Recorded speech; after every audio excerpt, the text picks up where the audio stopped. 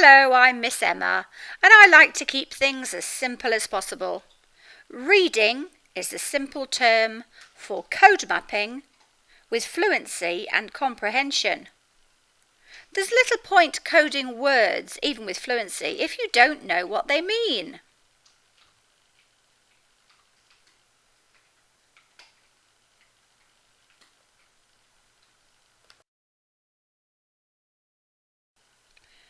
But there's a cart and a horse. Everybody knows which comes before the other. And if you don't have a cart, you're pretty much buggered. Students cannot independently comprehend what they cannot independently code. So we place great emphasis on something we call SSP code mapping, and that's what I'm going to show you now. To be able to code map, you have to be able to hear the individual speech sounds and words. So when we say the words, when does my mouth change? When does my tongue move?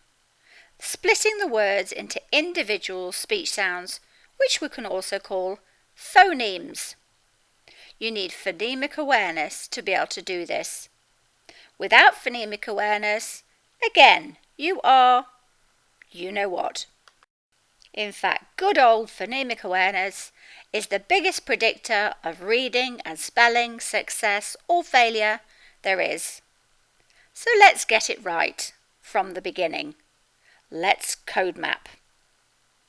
Code mapping means linking your speech sounds, not syllables, with the letters or letter strings used to represent them in written words. Every speech sound is used. Every letter is used. There's nothing silent, long, magic, bossy, fat, short, whatever. We start with what the students already know, not what they don't know. And most of them know how to talk very well. We start with speech. If we were to listen for those individual speech sounds and take pictures of them with our magic SSP camera, what might they look like, I wonder? This process of listening for those speech sounds and mapping them with the sound picks, the code mapping, is the exciting stuff. We get really excited about the code mapping book, also known as the dictionary. Oh yes, we do. First of all, let's just make sure you understand how to spell using the SSP spelling strategy. Say it, duck cans, lines, numbers, play it, make your choices. Let's spell the word fish. So you're going to spell the word fish. Just use your duck hands. Fish. Fish. That shows your brain where that sound is, that sound is, that sound is, from left to right. Fish. And it also shows your parent or your teacher that you can hear the sounds and you know the order. Then we do the speech sound lines. Say the sound as you're doing the lines. Fish. Do it as you're doing the numbers. Fish. Then you play it. Fish. So you're identifying where the speech sounds are. Fish. I might say, which speech sound sits on number 3? Which speech sound sits on number 1? Where does the sit? Fish. So it sits on the number 2. So you're getting really used to the ordering, the segmenting of the speech sounds, and you're blending them together. Then, if I didn't know what the picture was for f, or the picture for or the picture for sh, I would look at the spelling clouds. You might have a go first of all, and you might have put sh. That is a picture for sh. Think of the word machine. So you're right, that is a picture for sh. But not in this word. In this word, it's a different picture. That's the picture for f in fish. That's the picture for I. That's not the right picture for sh. So we'd look at our spelling clouds. If somebody's with you and you can't yet see which is the right one, then your partner or your parent or your teacher will tell you. In the cloud, they'll look at all the pictures for sh in the cloud and they'll tell you which one it is. So in this case, it's this one. So they'll say, there it is, and then you write it in. As you become more confident, they might show you the clouds, and they might say, is it this one or this one? And you might try both of them to see which looks right. But the person can tell you, that's absolutely fine. Even if you know the choices, really look at the clouds. Have a look at all of them so that you can cross-reference next time you have another word with that sound. Shh. Look at those examples at the top. I then suggest you write the word. Say the sounds as you're writing the sound picks. Sh, fish. Sh, fish. Sh, fish. Sh, fish. See how quickly you can do it. Just to do it a few times. Fish. Fish. Fish. Fish. Okay, so where do we start? We want to make sure the children can code with fluency and comprehension. So we're going to set really solid foundations, making sure that before we even look at the pictures for the speech sounds, we can actually identify them. We can hear the sounds, we know the order, and we can blend them. We do this at the beginning using something we call SSP visual prompts. These are pictures that are specifically used to introduce the children to words that can be built using one initial group of 6 speech sounds. S, a, t, p, I, n. We're focusing on those speech sounds. We don't care at the moment about letter names at all. In fact, we don't care at all about letters. We're just listening for those sounds, being able to duckhand lines and number them, and then blend those speech sounds into the word.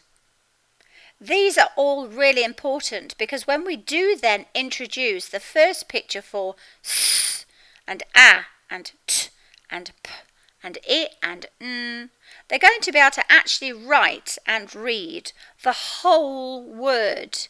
Not the beginning sound, not the end sound, the whole word. Words like ant, ant, sip, sip, sip, pant, p-a-nt, pant, nap, n-ap, nap. There are lots and lots of words, all built using these 6 sound picks, and these visual prompts clue the children into the word. So they don't have to guess what the word is, they know what the word is. So as soon as we introduce the letters, as soon as we introduce the sound picks, those letters that represent those sound picks, they're going to be able to actually use them to decode, that's follow the sounds, say the word, and encode, that's listening for the sounds, and then putting them in the right order. You might think of decoding as the basics for reading and encoding as the basics for spelling. Now, because it's a bit difficult sometimes explaining all the terminology and what have you, I actually create SSP videos, brain training videos, apps, all sorts, so you literally just put them on.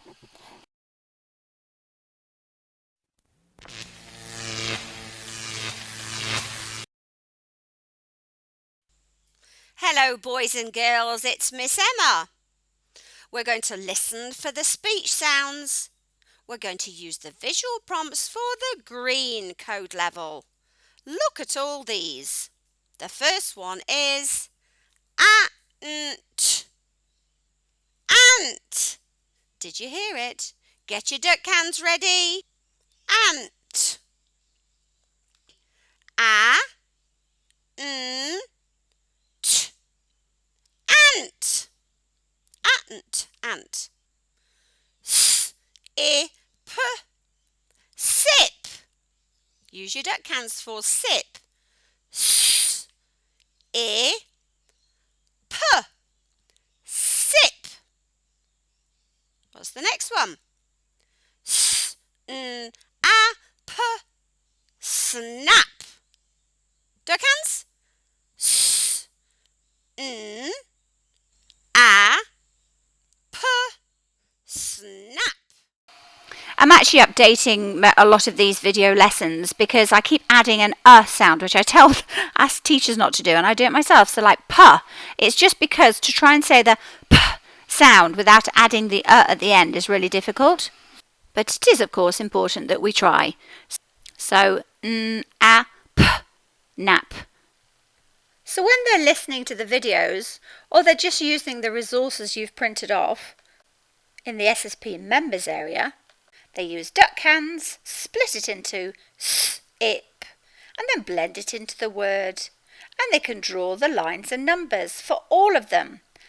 Ant, ant, ant, pants. When we introduce this as a picture of s, we say this is one of the pictures for s. We also tell them that this might be a picture for another speech sound in a different word. That's what code mapping is all about. You really need to know the word that the sound pick's in to know exactly what that sound pick represents, which speech sound. But here in the green level, the children confidently know this is a picture for s. For example, in the word sip. Because I and p are also in the green level, of course they can read and spell the whole word. No point doing something like snake, even though it's got a s at the beginning and it's also got a n, which is another of our green level sound picks. But there's no point because the A is actually a split vowel digraph, which is the blue level. It's an advanced code. But there's no point because they haven't looked at that A and they haven't looked at the k yet. We scaffold everything so the children understand absolutely everything they're doing at every step. So this is one of the pictures for the speech sound s that we hear. But the children are also shown the cloud that shows all the speech sound picks for this speech sound. So every time we look at a new sound pick, you can also see the cloud that shows all the pictures for that speech sound. So here we've got s, and we had that visual prompt for sip, sip, sip. So look at the explicit teaching order. We've got s in green. So we looked at the s speech sound cloud. Then look at the purple level. We've actually got a C there that the children learn could be a picture for k, like cat, or it could be a picture for s, like 50 cents. So they see the cloud that's got exactly the same word examples and sound picks inside, but they're seeing the cloud for that s that this time is represented by the C. And that's why we need alphabet letter names. It's just for a label. All of these are pictures for s. It's easier when I can say, look at the C, or look at the S, or the double S. You'll find it's logical to introduce and to use letter names round about the end of the purple code level. It all happens very naturally. We're not then introducing SS so that we've got 3 of the pictures for S already. It's because we're introducing new skills and concepts. For example, the when 2 letters together, it doesn't mean we say it twice. We're not going to say grass or follow the sounds as g-r-a-s. It's grass. So the concept there of the 2 letters together can represent the same speech sound. And we do that with f and all and d. You can see there's lots of different skills and concepts the students learn as they're moving along. So it's never a shock. Everything builds, it's all scaffolded. This is also how the children using SSP learn about code mapping. They learn about our written code without us teaching them any rules. If you showed them the word like hill, even in the very early stages, and you showed it with HIL or HILL, most of the children would say to you, no, the one with HIL just doesn't look right. It needs to have two L's. They're already discovering how the code works without us teaching them rules. What we do as they go along is we give them the correct terminology. So if they've discovered what a suffix is, we tell them that's called a suffix. But we don't actually have to formally teach a suffix because we're setting it all up so the children learn what they need, when they need it, in the way they need it. So we're listening for the speech sounds. We can hear the sounds s, ip, blend them into words sip. We know that's a picture for s. We can hear the sounds ant. We know what all the pictures in that word look like. For example, the sound pic for a. App, tap. We can blend it and hear that word. We know this is a picture, one of the pictures for t. Pan. And here's the picture for the first speech sound in that word. Pin. On the number 2 line would be this picture because it's the picture for I. That was the last sound in pin. And here it's the beginning sound in app, nap. And there's the picture of it in the green code level. So in the green code level, they're listening for those sounds. They can spell those words. They can read those words. They know the visual prompts. They know what that is a picture of, which speech sound it's a picture of. And they know where they would find all the pictures for that speech sound. Even though we're not teaching those, they're discovering them. They start duck level 1, high frequency words, alongside the SSP green level. This means that they're actually creating and reading sentences. Not always complete sentences, they don't always have verbs, but sentences that they can write and they can read so they can understand, following left to right and taking in what the meaning is because they're coding with Fluency. They can actually read and write quite long sentences, even just within the green code level, in the first couple of weeks of prep. So at every level, all the sound pics and the sound pics in words all come together in decodable readers. Use the SSP readers and also get a set of decodable readers. If you contact us or go to sspreaders.com, you can see what we suggest you order. Everything is scaffolded, which means they are using the phonics that they are learning, but they are critically analysing even at the green code level. They're able to not only code and code quickly, that's with Fluency, but also with comprehension. This shows one of the Spot the King sentences, just using green and a few purple level sound pics. At every level we scaffold, but we're helping the children become readers, not just children who can code, and readers who read for pleasure. This is vital.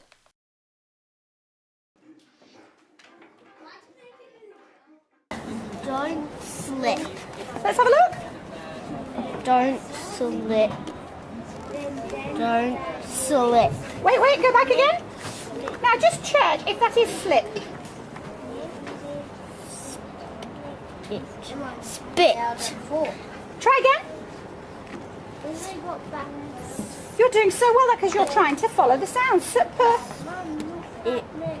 Spill. Yes, spill, don't spill. Well done.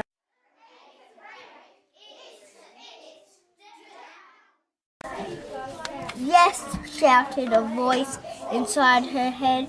You can do it. Keep going. The race was hers to win. The finish line was right there in front of her. she took a quick look behind and the unthinkable happened. Do you know what I love that? I could tell you were actually understanding what was happening because of how you read it. You weren't doing it a robot voice, you were actually speaking it as if you were telling us a story. I was quite excited about the race at the end there because you were just so into it. That's what we've been talking about, those punctual. You know now when to stop and take a breath and when to have a little pause and when there's a question mark and an exclamation mark. So exciting. And what about Mrs. Cicero? Could you just tell us quickly about at the beginning of last term? At the beginning of last term, Jessie didn't really want to read very much because, no, you didn't, did you? Why didn't you want to read at the beginning of last term? Can you remember? Can you remember that far back? Because I loved art too much. I loved it. Oh, you loved art too much, but now, I mean, and was reading a little bit hard then? Did you find it quite hard? Was it quite laborious? Did you find it tricky to sound out lots of the words when you were first here? Yeah. I remember a couple of weeks ago how excited you were because what did you get to take home for the first time? You didn't have to take home the books in the SSP levels. What did you start reading? Chapter books. Oh no, remember how excited you were? Oh my goodness, you should tell your mummy, I'm so proud. So as you heard there, what we got excited about was the fact that she was now reading for pleasure. She was off the SSP Blue code level readers and choosing what she wanted to read.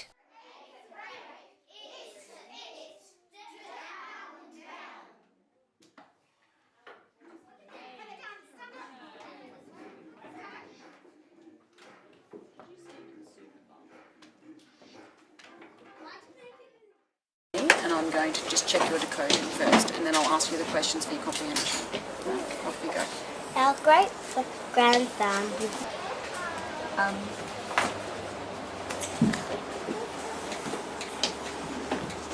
because it said that she was overjoyed. She was overjoyed, but the way you went, I thought that you would have a bit of trouble answering these questions. I wasn't very optimistic. Sorry. She was pessimistic. Oh my goodness. But you, Just amazing. you did such an awesome job, and the reason I know that you understand this is because you could go back to this text and you checked where you knew the answer every single time. What would she get? What would happen on that So she answered all of these correctly. Gaping hole I wouldn't give her because No, I actually we did, talked yeah. about that. Yeah. But her reaction was fine, so she would get a 9 out of 10. And to pass this set 12, her minimum pass is 70% comprehension. So I would have to say, I would keep her that. I would say that's her final. I wouldn't take her yet to the next level. Yeah.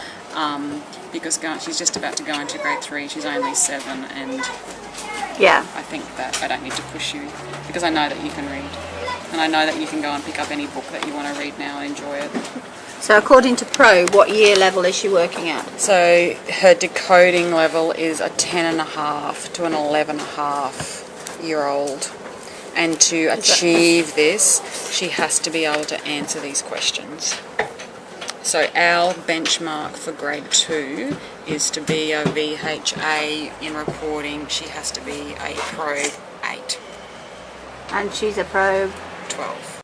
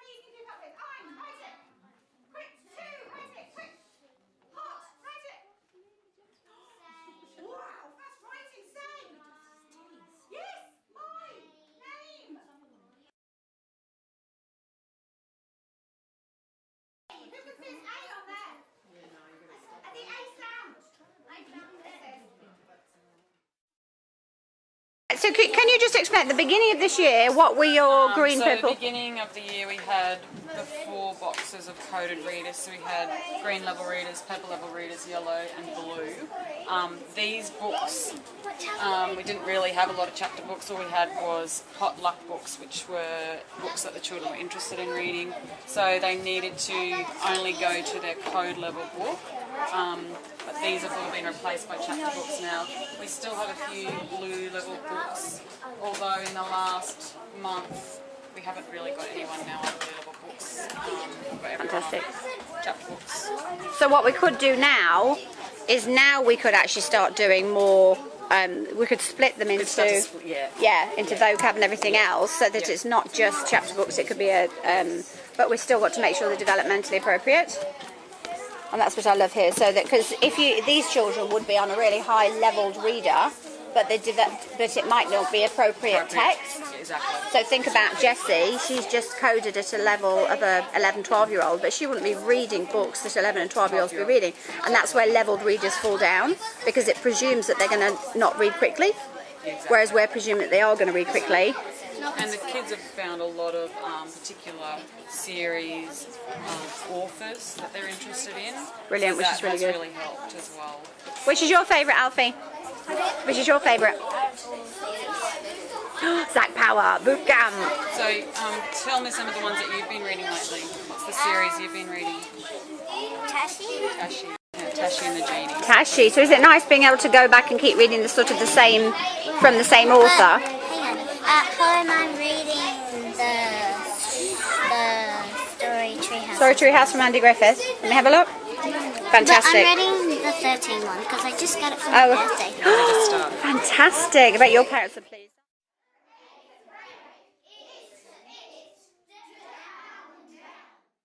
Solid foundations and building up. Scaffolding. So the visual prompts part is really important. They say what they can see, duck hands, lines, numbers, play it, all of this without even using any letters, any sound picks. So just check that you actually do know what all of these visual prompts, the word that is associated with all of these visual prompts, not just sip, ant, tap, pan, pin, ant. So here is ant. What's the next one?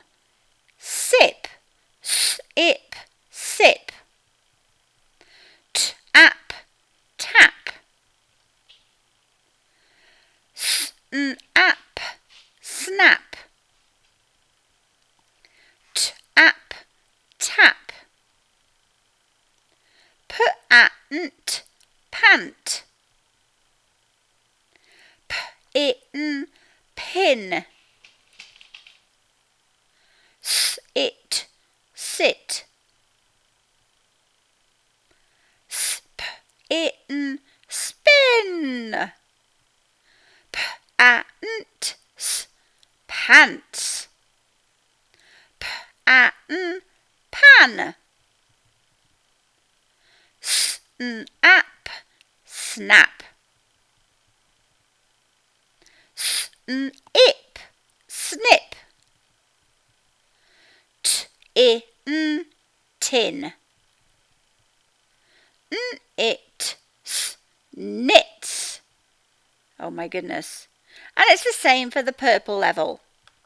At every code level there are the visual prompts, and the children can spell and read all of the sound picks in all of the words in their level. Og, frog. At, fat cat. Sun. So we're just now using the sound picks we're learning in this next purple code level. That was sand pit, crab. So there are the 4 code levels. We're to actually have the high frequency sound picks. We're building up in skills and concepts. But at every level, every sound pick they learn is used within words that they can code. They can encode and decode the whole word. And that's in every level. We're building up with skills and concepts. So all of those visual prompts are linked with words that they can code. Yellow level. On the yellow level, we're learning new skills and concepts. Put an S and an H together in a word, and what's the new speech sound likely to be? Shh. By the time you get to the blue code level, the children have covered about 90 of the 200 sound picks that make up the whole code. And this is why, by the time they get to SSP blue, that's when you can start them on PMs, round about PM level 10.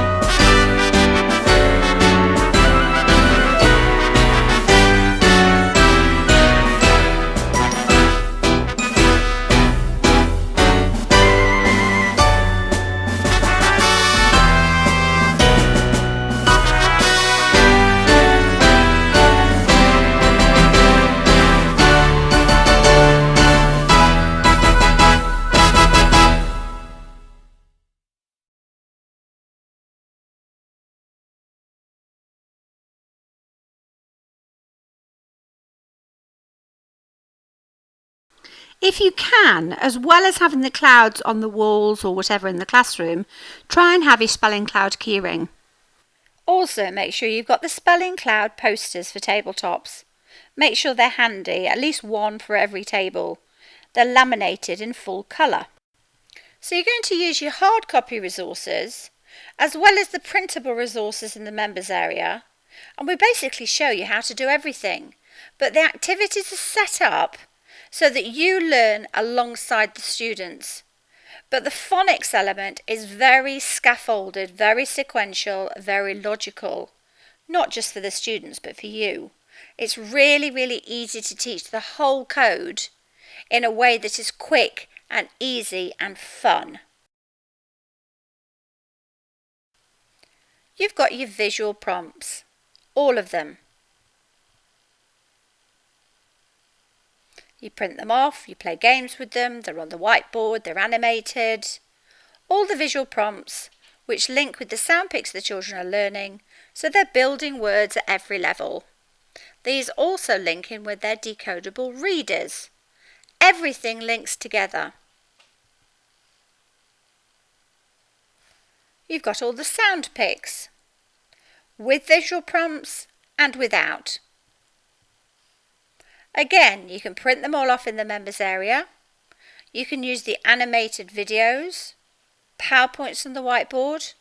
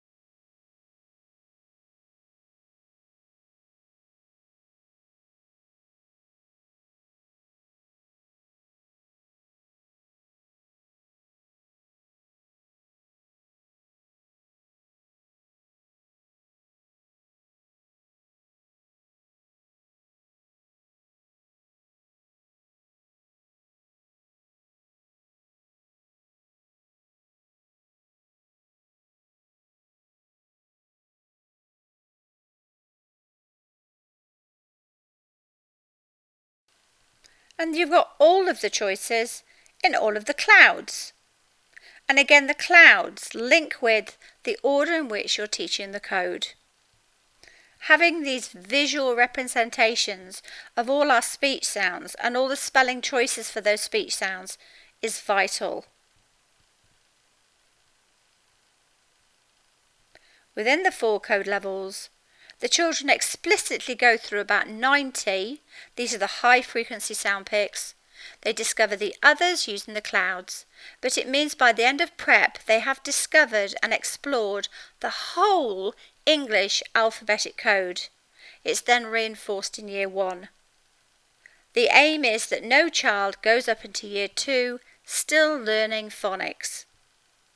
They've learnt how to read and they go into year 2 reading to learn. They are exploring the code at a much, much deeper level. It means that they are critically analysing everything they read, and their writing is fantastic. Brilliant grammar, punctuation, because they've learnt to read very, very early on. And the more children read for pleasure, not because they're told to, the more children read for pleasure independently and with fluency and comprehension, the more words they meet, the more words they see and analyse, the more words they use, the more they can spell, the more they write, their vocabulary knowledge increases. It's just a snowball effect that is just wonderful to watch. It truly is magical. So it's explicitly teach, but in a playful, child-centred learning environment where the teacher is learning just as much as the students. Everything is planned for you within SSP. Your whole 2-hour block is planned. All you do is follow the routines. After an initial day or week of introducing the children to the concept of listening for those sounds, using duck hands, lines and numbers. And if we were to take pictures of those speech sounds, what would they look like? Linking those speech sounds to what's on paper is called code mapping. Once you've introduced that, and some children will pick it up in 2 minutes, some children will take a little bit longer, but then you introduce the 2-hour routine. And the 2-hour routine is set up so that it is fully differentiated teaching. Every child goes through the skills acquisition process at their pace, so you fail no one. No one is being kept back rather than being stretched, and no child is sitting there unable to understand what you're doing or to cope with the workload.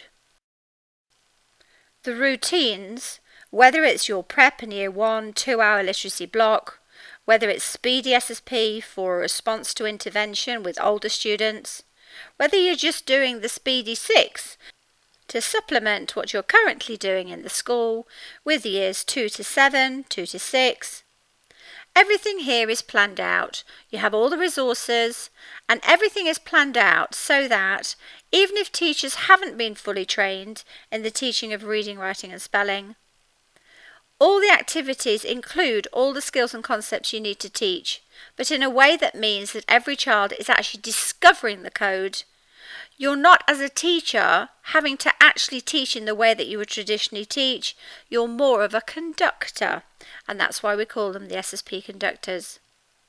So as a school leader, if you know your teachers are following SSP, following the SSP routine, you know they are covering all of the essential skills and concepts needed to learn to read and spell confidently, independently, and with fluency.